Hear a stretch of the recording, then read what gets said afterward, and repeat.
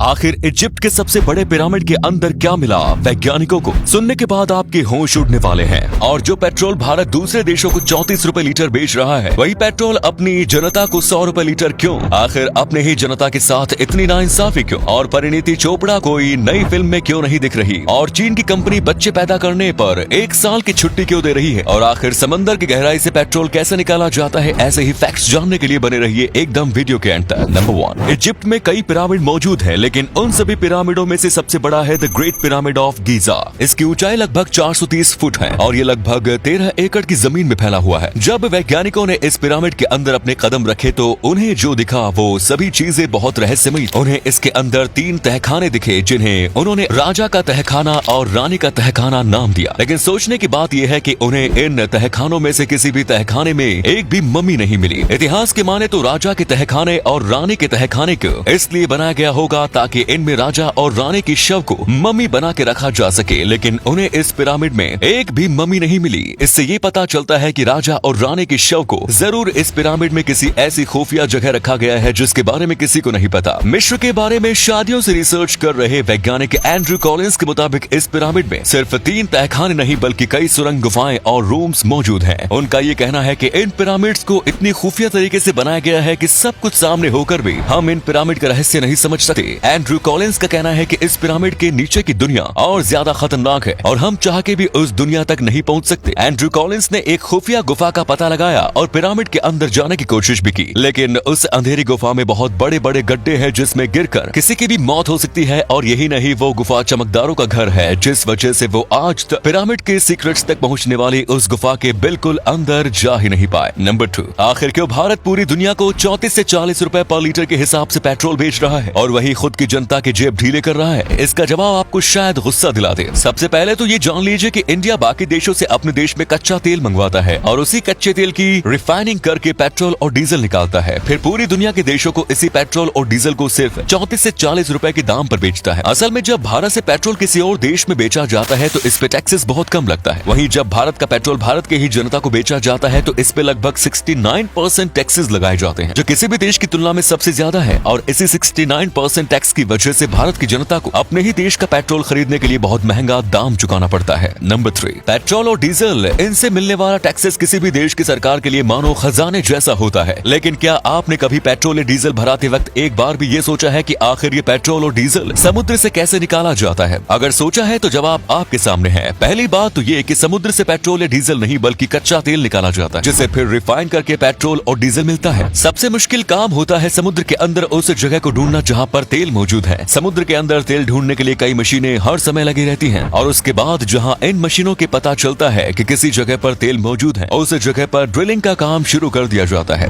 ये ड्रिलिंग का काम सेम उस तरह होता है जैसा कि जमीन पर हैंड पंप लगाने के लिए किया जाता है। ड्रिलिंग के बाद सारे तेल को पाइप की मदद से जहाजों तक रिफाइनिंग मशीन मिलाया जाता है। इस रिफाइनिंग मशीन की मदद से कच्चे तेल से केरोसिन, डीजल, पेट्रोल जैसे तेलों को निकाल दिया जाता है। कच्चे तेल में से इन चीजों को निकालने के लिए कच्चे तेल को बहुत हाई टेम्परेचर पर उबाला जाता है और भाप बनाया जाता है, जिसकी मदद से कच्चे तेल से पेट्रोल, डीजल और केरोसिन जैसी चीजें निकाली जाती हैं। जैसे कि 260 डिग्री सेल्सियस पर उबालने से डीजल मिलता है, 180 डिग्री सेल्सियस पे केरोसिन और 110 डिग्री सेल्सियस पर पेट्रोल। नंबर 4, गोलमाल अगेन में आपने इस एक्ट्रेस परिणीति चोपड़ा को जरूर देखा होगा जो इश्कजादे मूवी में आई थी। आप सभी उस दिन के बाद से ही इंतजार में होंगे कि परिणीति चोपड़ा कोई नई मूवी निकाले, लेकिन उनकी अब तक कोई भी नई फिल्म नहीं आई है। तो क्या परिणीति चोपड़ा जी ने बॉलीवुड छोड़ दिया है? जवाब हाँ भी है और ना भी। एक इंटरव्यू में परिणीति ने कहा कि उन्होंने अभी तक जितनी भी फिल्में की है वो सभी उन्होंने आधे मन से साइन की थी, क्योंकि उन्हें अभी तक किसी मूवी में कोई ऐसा किरदार नहीं मिला जो वो चाहती थी। परिणीति चोपड़ा इसी वजह से अभी तक किसी भी मूवी में काम नहीं कर रही है, लेकिन अभी तक उन्होंने ऑफिशियली ये नहीं बताया कि वो भविष्य में किसी मूवी में काम करेंगी या नहीं। नंबर 5, एक समय ऐसा था जब चीन के सामने बढ़ती जनसंख्या की बहुत बड़ी समस्या थी और इस समस्या से लड़ने के लिए चीन ने वन चाइल्ड पॉलिसी का इस्तेमाल किया। वन चाइल्ड पॉलिसी एक ऐसी पॉलिसी थी जिसमें ये प्रावधान था कि अगर चीन का कोई आदमी एक से ज्यादा बच्चे पैदा करता है तो उसके बाद में पैदा हुए बच्चे को किसी तरह की सरकार की मदद या कोई भी सरकारी फायदा नहीं दिया जाएगा। लेकिन चीन की इस पॉलिसी ने आज चीन को ही एक बहुत बड़ी समस्या के सामने लाकर खड़ा कर दिया। अब चीन में जवान और बच्चों की संख्या बहुत कम हो गई है और ज्यादातर जनसंख्या बुढ़ों की रह गई है। अब चीन को इससे क्या मतलब, चाहे देश में बुढ़े रहे या जवान। असल में किसी देश की डेवलपमेंट और जीडीपी उस देश की यूथ पर यानी कि काम करने वाले लोगों पर निर्भर करती है, क्योंकि चीन में जवान लोगों की संख्या बहुत कम है, जिस वजह से इसका चीन की जीडीपी और डेवलपमेंट पे बहुत दुष्प्रभाव पड़ रहा है। इससे बचने के लिए चीन की कई टेक कंपनी जैसे बीजिंग डेविनोंग टेक्नोलॉजी ग्रुप अपने कर्मचारियों को तीसरा बच्चा करने पर बहुत सारे बम्पर ऑफर दे रही है। कंपनी इसके लिए कर्मचारियों को 90,000 युआन यानी कि करीब 11.5 लाख रुपए नगद के अलावा साल भर तक की छुट्टी दे रही है। नंबर 6, आप बताएं स्क्रीन पर दिख रहे इस सिक्के की कीमत कितनी हो सकती है? 10,000 रुपए, 10 लाख रुपए या 10 करोड़ या 50 करोड़ से भी ज्यादा? असल में इस सिक्के की कीमत आपकी सोच से कहीं ज्यादा है, 138 करोड़ रुपए। इसके साथ ही ये सिक्का इस दुनिया का सबसे महंगा सिक्का है। असल में ये 1993 में बना हुआ डबल ईगल अमेरिकी सोने का आखिरी सिक्का है, जिस वजह से एक ऑक्शन में इस सिक्के की इतनी महंगी 138 करोड़ की बोली लगाई है। वाह! तो दोस्तों, उम्मीद है वीडियो पसंद आई होगी। इसी के साथ वीडियो को लाइक करके अपने दोस्तों में शेयर करना ना भूलें। धन्यवाद।